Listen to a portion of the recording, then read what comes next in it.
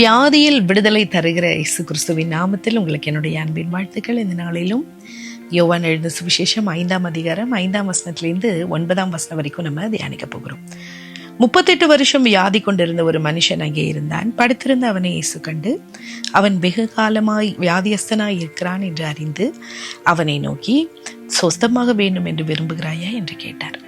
அதற்கு வியாதியஸ்தன், ஆண்டவரே, தண்ணீர் கலக்கப்படும் போது என்னை குளத்தில் கொண்டு போய் விடுகிறதற்கு ஒருவரும் இல்லை. நான் போகிறதற்குள்ளே வேறொருவன் எனக்கு முந்தி இறங்கி விடுகிறான் என்றார். இயேசு அவனை நோக்கி, எழுந்திரு, உன் படுக்கையை எடுத்துக்கொண்டு நட என்றார். உடனே அந்த மனுஷன் சொஸ்தமாகி தன் படுக்கையை எடுத்துக்கொண்டு நடந்து போனான். அந்த நாள் ஓய்வு நாளாய் இருந்தது.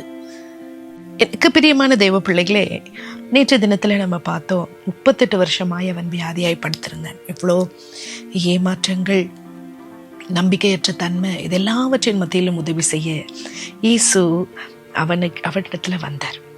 அப்போ அவனிடத்துல வந்து ஒரு கேள்வியை கேட்கிறார். கேள்வி கேட்கும்போது, நீ சொஸ்தமாக வேண்டும் என்று விரும்புகிறாயா? அவன் என்ன சொல்லியிருக்கணும்? ஆமா, இல்லை, என்ன ஏதாவது சொல்லியிருக்கணும்.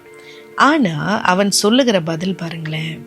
அவன், ஆண்டவரே, தண்ணி கலக்க பூக்கடும் போது என்னை கொண்டு போய் விடுறதுக்கு யாருமே இல்லை, நான் போறதுக்கு முன்னாடி வேறொருவன் முந்தி விடுறான் அப்படின்னு சொல்லி தன்னுடைய குறையை அவன் இயேசுவிடத்துல கூறுகிறான். இயேசுவிடத்துல கூறும்போது இயேசு அவனிடத்துல என்ன சொல்றாரு? எழுந்துரு, உன் படுக்கை எடுத்துக்கொண்டு நட அப்படின்னு சொன்ன உடனே அந்த மனுஷன் சொஸ்தமாய் நடந்து போகிறான் என்பதை நம்ம பார்க்கிறோம். இந்த இடத்துல இயேசு அவன் கிட்ட வரும் பொழுது அவனுக்கு என்ன உண்மையாக வேண்டும் என்பதை அவன் என்ன செஞ்சிருக்கணும்? சரியான தெளிவான ஒரு பதிலை அவன் வைத்திருக்கணும். இப்போ வியாதியா இருக்கிற இந்த மனுஷனிடத்துல இருந்து நாம் கற்றுக்கொள்ளுகிற காரியம் என்னன்னா, அவன் என்ன வேணுமோ அவன் இயேசுவிடத்துல ஸ்ட்ரெயிட்டா அவன் கேட்கல. நாம நம்முடைய வாழ்க்கையில நமக்கு என்ன வேண்டுமோ அதை நம்ம அப்பாவிடத்துல, பரம தகப்பனாகிய அப்பா, நம் தேவைகளை அறிந்த அப்பா, நம்மை அறிகிற அந்த தகப்பனிடத்துல நாம கேட்க வேண்டும்.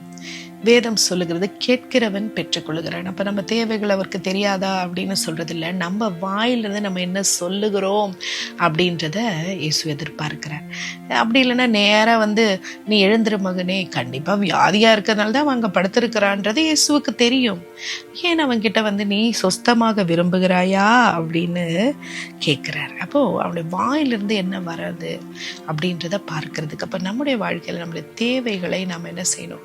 ஆண்டவரிடத்துல விண்ணப்பங்களை வைக்கிறவர்களாக இருக்க வேண்டும். 2வது பாருங்க, அவன் என்ன செய்கிறான்? அவனுடைய தேவை அவன் சொல்லல. அவன் மற்றவர்களை பிளேம் பண்ணுகிற ஒரு மனுஷனாக இங்க காணப்படுகிறான். யாருமே வரல, யாருமே எனக்கு உதவி செய்யல.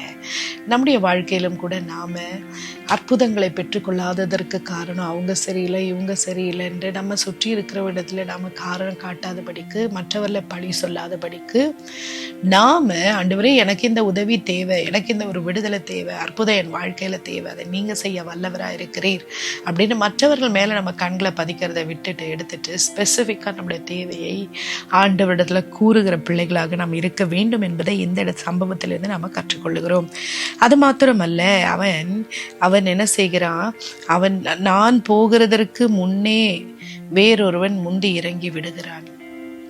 இயேசு சொன்னவனை எழுந்திரு என்று சொன்னவனை அவன் என்ன செய்கிறான்? சொஸ்தமாகி எழும்புகிறான். நம்மளோட வாழ்க்கையில கூட நாம அற்புதங்களை பெற்றுக்கொள்வதற்கு நாம முயற்சி எடுக்கணும், முயற்சி செய்யணும். நம்ம சைட்ல இருந்து நம்ம என்ன செய்யணும்? தேவ சமூகத்துக்கு போகணும், தேவ சமூகத்துல காத்திருக்கணும், விசுவாசத்துல இன்னும் உறுதியாய் பலப்பட வேண்டும். நம்ம விசுவாச கண்களை ஆண்டவர் திறக்க முடியாய் நம்ம கேட்க வேண்டும். உறுதியாக தேவனுடைய வார்த்தையின் மேல நம்ம நம்பிக்கையை நம்ம வைக்க வேண்டும், உறுதியாய் பற்றி கொள்ள வேண்டும்.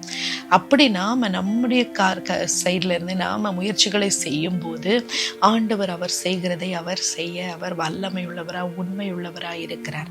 நம்மை கரம் பிடித்தவர், நம்மை கைவிடாதவர். பாருங்க, இயேசு சொன்ன உடனே அந்த அற்புதம் நடக்கிறது.